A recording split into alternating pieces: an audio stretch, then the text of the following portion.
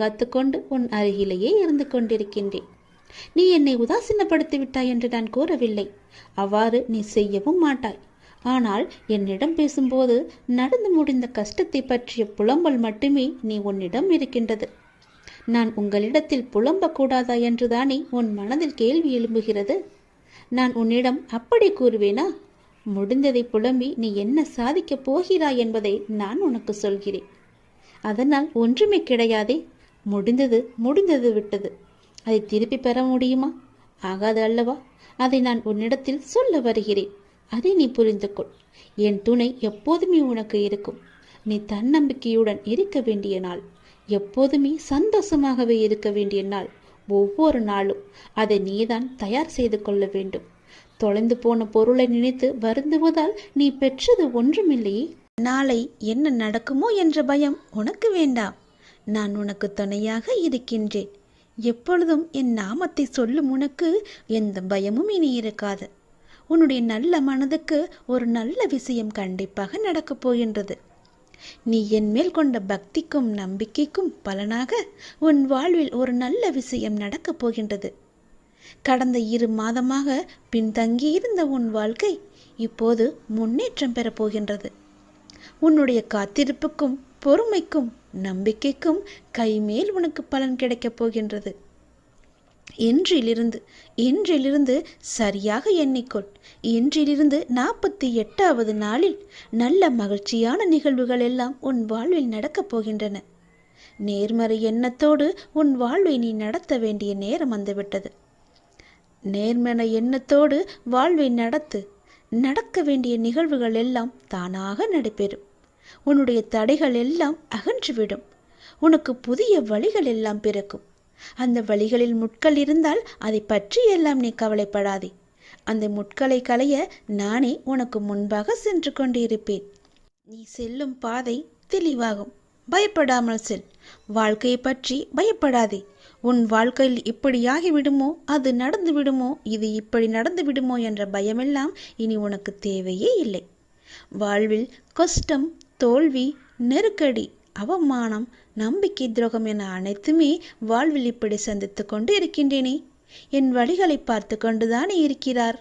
என் வழிகளுக்கான ஒரு நல்ல மருந்தை என் அப்பா எனக்கு கொடுக்க மாட்டாரா என்ற உன்னுடைய ஆதங்கம் எனக்கு புரிகின்றது. உன் வழி எப்படி என்பது எனக்கு தெரியும். எவ்வளவு அதிகமானது என்பதும் எனக்கு தெரியும். சூழ்நிலை மோசமாகத்தான் போகிறது. மாறும், நிச்சயம் மாறும். உன் முன்னேற்றம் உனக்கு கிடைத்த மாதிரியே, நினைத்த மாதிரியே இருக்கப் போகின்றது. நீ நினைத்த இடத்தில் எல்லாம் அதற்கு எதிர்மாறாகத்தான் நடக்கிறது என்று உன்னுடைய மனக்குமுறல் உன் மனதில் இருக்கிறது. எனக்கு புரிகிறது. இந்த இக்கட்டான சூழ்நிலையை உனக்கு கொடுத்துள்ளேன் என்றால் உன்னை கஷ்டப்படுத்துவதற்கல்ல. சூழ்நிலைகள் வாழ்வில் யாராலும் மாற்றப்படும். எதுவுமே இங்கு நிரந்தரமில்லை. இன்றைய கஷ்டம் நாளை இன்பமாக மாறும்.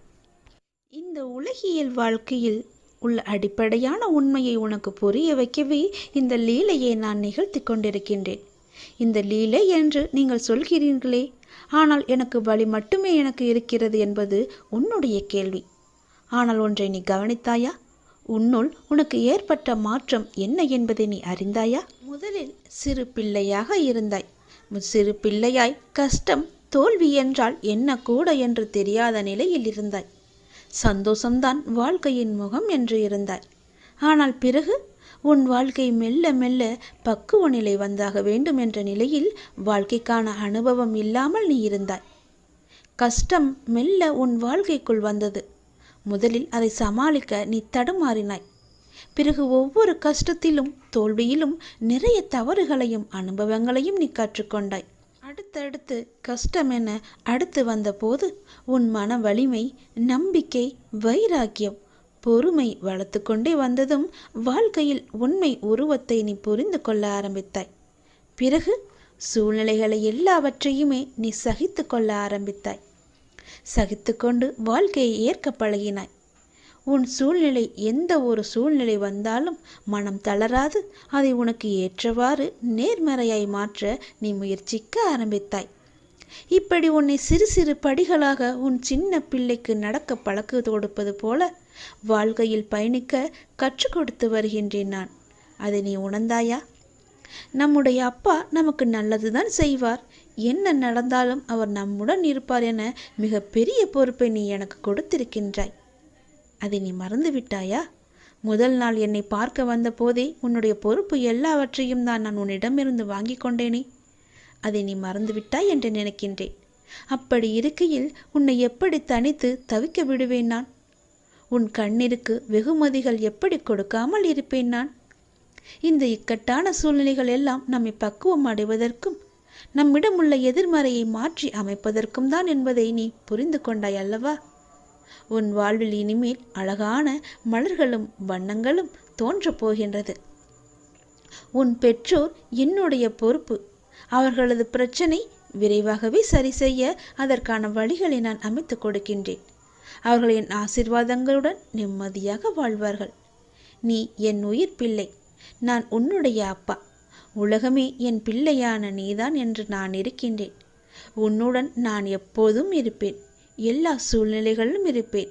உன் முயற்சியில் என்னுடைய பங்கு நிச்சயம் இருக்கும். நல்லது நடக்கும். இரவு பொழுதில் யாரையும் நான் பார்க்க வர மாட்டேன். ஆனால் உன்னை பார்க்க வந்ததற்கான முழு காரணம் என்னவென்று தெரியுமா? நாளை அதிகாலை நீ செய்ய வேண்டிய முக்கியமான ஒரு பணி இருக்கிறது. நீ எனக்காக செய்ய வேண்டும். அது என்னவென்று அறிந்து கொண்டு அதன்படி நீ செய்துவிடு. நிச்சயம் உன் வாழ்வில் பல நல்ல மாற்றங்கள் வருவதற்கு அது நிச்சயம் உனக்கு துணை இருக்கும். நாளை அதிகாலை எழுந்து என்னை நீ வழிபட வேண்டும். நீ எடுத்துக்கொள்ள முயற்சிகள் எல்லாமே நிச்சயம் உனக்கான பலனை தரப்போகிறது. சோம்பலை எல்லாம் விட்டுவிடு. நாளை அதிகாலை எழுந்து நீ எனக்காக ஒரே ஒரு வழிபாடு செய். என் முன்னால் தீபம் ஏற்றி, அகன்ற தீபம் ஏற்றி, எனக்கு பால் பாயாசம் வைத்து என்னை தீபமேற்றி என்னை வணங்கு. உனக்கான வேண்டுதல்களை நான் உன்னிடம் வந்து சேர்த்து விடுவேன். நீ சிரத்தையாக என்னை வழிபட உன்னை வருத்தி கொண்டு நீ செய்ய வேண்டாம். நீ என் மீது கொண்ட அளவற்ற பக்தியே எனக்கு மிகவும் சந்தோஷத்தை தருகின்றது. அந்த பக்தி மட்டுமே எனக்கு போதும். அந்த பக்தியோடு சேர்த்து நீ என் மீது கொண்ட நம்பிக்கை எனக்கு மிகவுமே ஒரு சக்தியை அளிக்கிறது. இன்று உன் வேண்டுதலுக்கு நான் ஏதாவது ஒரு ரூபத்தில் பதில் தருவேன் என்று சொல்லியிருந்தேன். அதுபோலவே நானும் உனக்கு ஒரு சிறந்த பதிலை சொன்னேன். அதை நீ கவனித்தாயா என்று எனக்கு தெரியவில்லை. உன்னுடைய வேண்டுதலில் முக்கியமான வேண்டுதலுக்கான பதிலை நான் சொன்னேன். கவனித்தாயா? யாரோ ஒருவர் மூலம் செய்தியாகவோ ஏதோ ஒரு விதத்தில் உனக்கு சொன்னதை நீ உற்று கவனித்தாயா என்று எனக்கு தெரியவில்லை. அந்த பதில்களுக்கான பலன் நிச்சயம் உன்னை வந்து சேரும். நிச்சயம் அதற்கான பதிலை நீ பெற்றுக்கொண்டு என்னை வந்து பார். நாளை அதிகாலை எனக்காக ஒரே ஒரு விளக்கு ஏற்றி பால் பாயாசம் வைத்து என்னை நீ வணங்கு.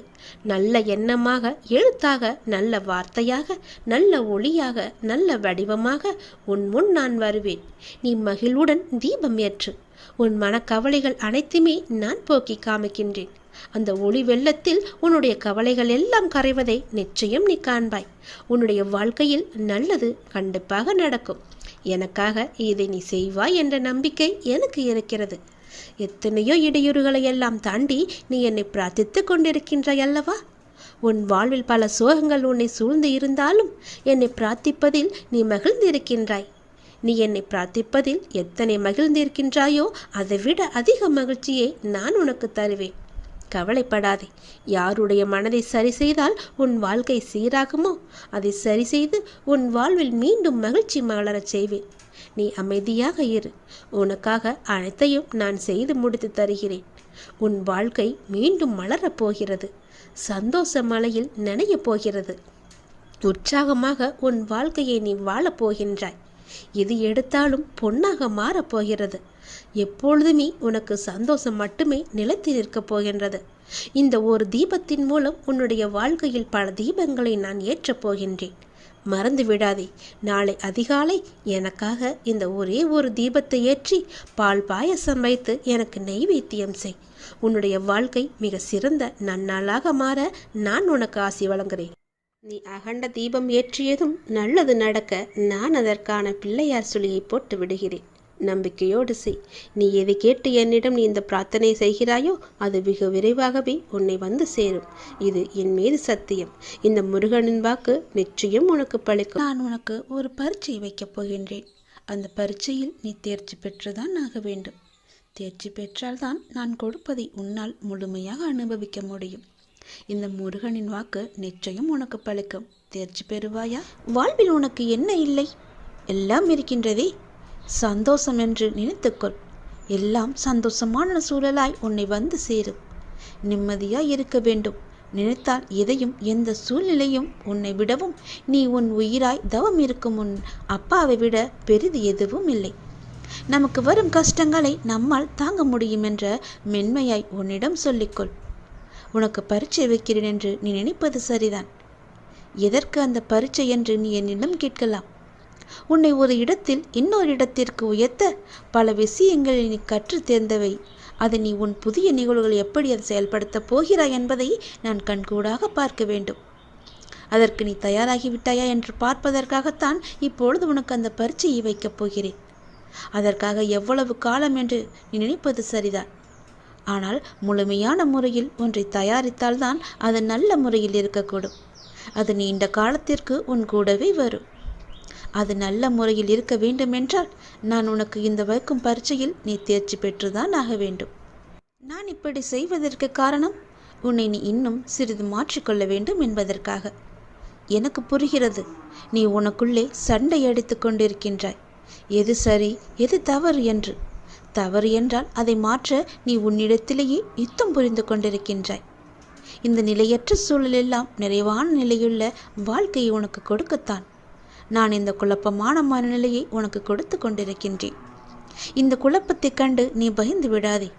எதிர்காலம் எப்படி இருக்குமோ என்று பயத்தில் நீ இருந்து விடாதே. எல்லாமே மாறப்போகிறது. எல்லாமே மாறப்போகிறது. உன்னுடைய கஷ்டங்கள் எல்லாமே மாறப்போகிறது.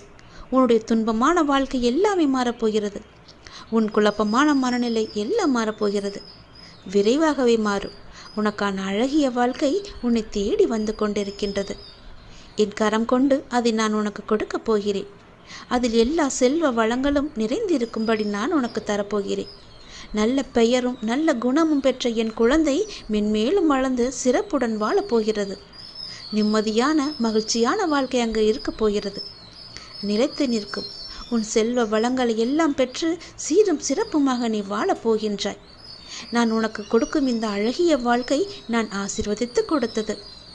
அப்படி அந்த வாழ்க்கையை நீ வாழ வேண்டும் என்றால் இப்போது நான் வைத்திருக்கும் பரீட்சையில் நீ தேர்ச்சி பெற்றுதான் ஆக வேண்டும். எல்லாவற்றையும் கொடுத்து இப்படி என்னை ஒரு குக்கியில் இழுத்து விட்டாயே சாயப்பா என்று நினைக்கலாம். உனக்கு ஏற்கனவே சொன்னது போலத்தான். நீ இன்னும் பக்குவப்பட வேண்டியிருக்கிறது. நீ இன்னும் உன்னை மாற்றிக்கொள்ள வேண்டியிருக்கின்றது. அதற்கான சிறு வழிதான் இது. நிச்சயம் உன் வாழ்க்கை அழகாக மாறும். இதில் மட்டும் தேர்ச்சி பெற்றுவிடு. நான் பார்த்துக்கொள்கிறேன். உன்னுடைய பல நாள் பிரச்சனைக்கு ஒரு தீர்வு கேட்டாய் அல்லவா? அதற்கான சிறிய எளிய பரிகாரத்தை நான் உனக்கு இப்போது சொல்லப் போகிறேன். அந்த எளிய பரிகாரமானது உன் வீட்டில் நீ தினமும் செய்ய வேண்டும். அப்படி செய்வதால் உன்னுடைய எல்லா பிரச்சனையும் தீர்வது கண்டிப்பாக நடக்கும். இது என் மேல் சத்தியம். நான் சொல்வது போலவே நீ செய்வதுதான் உனக்கு நல்லது. நீ செய்யும் ஒவ்வொரு காரியத்திலும் என்ன செய்து கொண்டிருக்கின்றோம், எதற்காக செய்து கொண்டிருக்கின்றோம் என்று செய்வதை தெளிவுடன் செய். அதுதான் உனக்கு நல்லது. தவறுகளை ஒப்புக்கொள்ளும் தைரியமும் அதை திருத்திக் கொள்வதற்கான பக்குவமும் தான் உன்னுடைய முதல் வெற்றிக்கான வழி என்பதை நீ மறந்து விடாதே. மனதை அமைதியாக்கி கண்ணை மூடி உன் வாழ்க்கையை நினைத்துப்பார். சிறிது நேரம் அதற்காக ஒதுக்கு. இங்கு யாருக்கும் யாரும் யாதுமே நிரந்தரமில்லை. அதை நீ மறந்து விடாதே. ஒரு நாள் எல்லாமே வெற்றிடமாகத்தான் இருக்கப் போகிறது. அப்படி இருக்கையில் ஏன் நீ இதற்கு போய் உன் மனதை போட்டு குழப்பிக் கொண்டிருக்கின்றாய்? ஏன் எந்த நேரமும் அது கிடைக்கவில்லையே, இது எனக்கு நடக்கவில்லையே என்று புலம்பி தவித்து கொண்டிருக்கின்றாய்? உனக்கு எது வேண்டுமோ, எந்த லட்சியத்தை நீ அடைய நினைக்கின்றாயோ அதை மனதில் கொண்டு செயல்படு. தினமும் விளக்கேற்றி, அதிகாலையில் விளக்கேற்றி உனக்கு வேண்டியதை அந்த இறைவனிடம் சொல். நிச்சயம் அதற்கான பலன் கண்டிப்பாகவே உன் கைகூடி வரும். ஒரு நாள் கண்டிப்பாக அது உன்னை வந்து சேரும். அதுவரை எதற்கும் மனதில் கஷ்டப்பட்டு கொண்டே இருக்காதே. சொல்வது உனக்கு புரிகிறதா? கனதில் எப்பொழுதும் கஷ்டத்தை வைத்துக்கொண்டு குழப்பிக்கொண்டு கிடைக்குமா கிடைக்காதா, இது நடக்குமா நடக்காதா என்று மனதை அலைகழிக்காதே. உன்னுடைய மனதை எப்பொழுதும் தெய்வீக சூழலில் வைத்துக்கொள். மகிழ்ச்சியான சூழலில் வைத்துக்கொள். நிச்சயம் உனக்கான பதில் அந்த இறைவனிடமிருந்து உனக்கு கண்டிப்பாக கிடைக்கும். இருப்பதை கொண்டு அதுவரை இருப்பதை கொண்டு சந்தோஷமாக வாழ்வதற்கு என்னென்ன தேவையோ அதையெல்லாம் நீ செய். உன் வாழ்க்கை நிச்சயம் சந்தோஷ மலையில் நனையும். உனது எண்ணங்களை ஒரு நிலைப்படுத்தி நம்பிக்கையோடு உன் கடமையை செய். நிச்சயம் நீ எதிர்பார்த்த அளவுக்கு மேலே அதற்கான பலன் உனக்கு கிடைக்கும். உன்னுடைய விருப்பங்கள் எதுவாக இருந்தாலுமே சரி, அது நிச்சயம் நிறைவேறும். அதற்கான காலகட்டம்தான் அதிகாலை பொழுது. அந்த பிரம்ம முகூர்த்த நேரத்திலேயே உன்னுடைய விளக்கை ஏற்றி, உன் வீட்டில் தீபங்களை ஏற்றி, உன்னுடைய வேண்டுதல்களை எல்லாம் இறைவனிடம் சொல். நிச்சயம் அதற்கான பலன் உன்னை கண்டிப்பாக வந்து சேரும். விரைவாகவே வரும். அந்த காலம் வெகு தூரத்தில் கிடையாது, சீக்கிரமாகவே வரும். நீ உன்னுடைய ஆற்றலையும் திறமையையும் வளர்த்து கொண்டால் இந்த உலகம் நிச்சயம் உன்னை தேடி வரும்.